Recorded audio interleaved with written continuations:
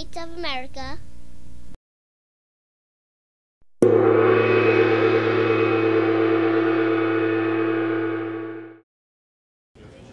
Hello, my name is Pete Bonk. I'm from Westerly, Rhode Island, and I got a few comments on some kind of scattered things, but that's okay. One of the earlier speakers talked about if we forget history, we're doomed to repeat it.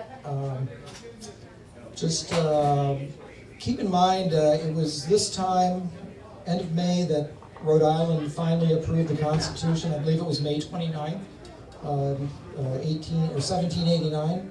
So that's sort of an historic date. The other thing that's coming up, which is kind of interesting, is the 20th anniversary of Tiananmen Square in early June. Early June. And this is something that I think we can all take some good heart into, in that you had a communist society, and it's still communist and controlled over there, but you had a society where kids grew up from day one just being spoon-fed this communist and socialist stuff, and yet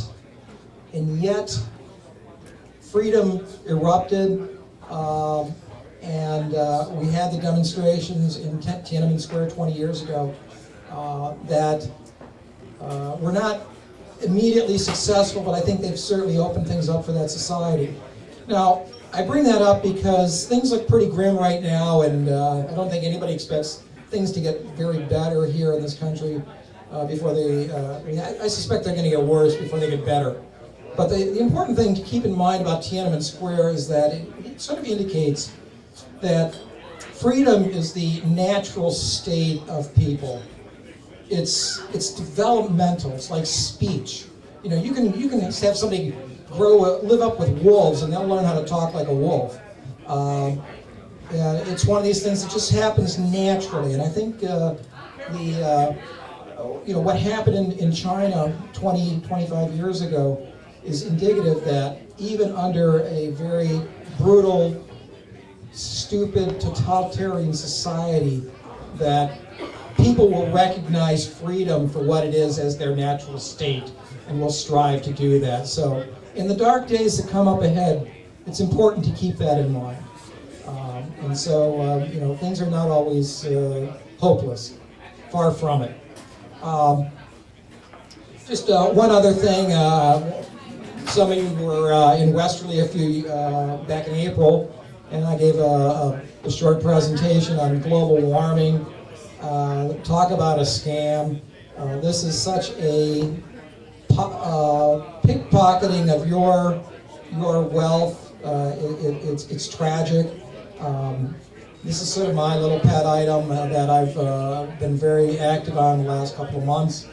And unfortunately, the House bill recently came out of committee about global warming, but it's not done yet. So I would urge everybody to write to your congressmen and the senators. They may not particularly change their voice, but they will hear your voice. Write to them and say that you think this is terrible legislation, if for no other reason that it will ruin the economy.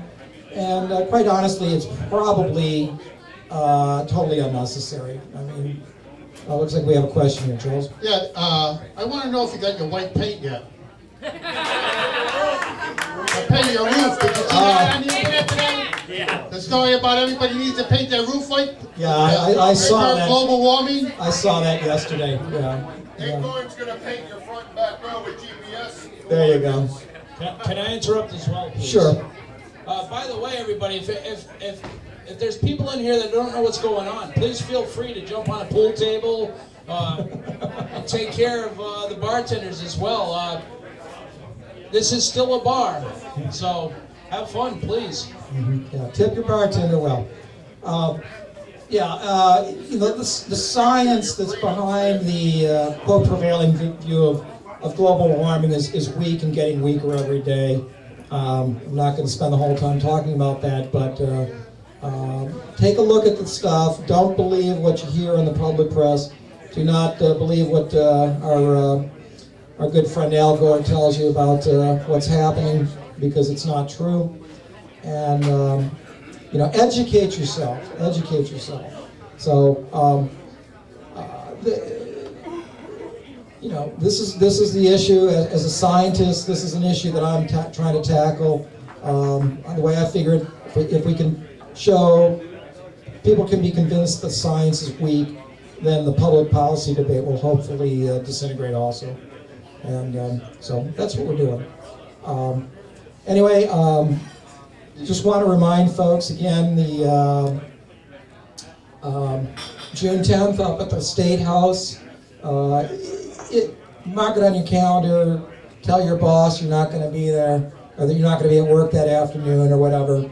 It's very, very important to get as many people there as possible. It's pretty hard to ignore a State House with a lot of very angry, upset people chanting and holding signs and whatever. So please make every effort to come up to the State House the afternoon of Wednesday, June 10th, 4 to 6.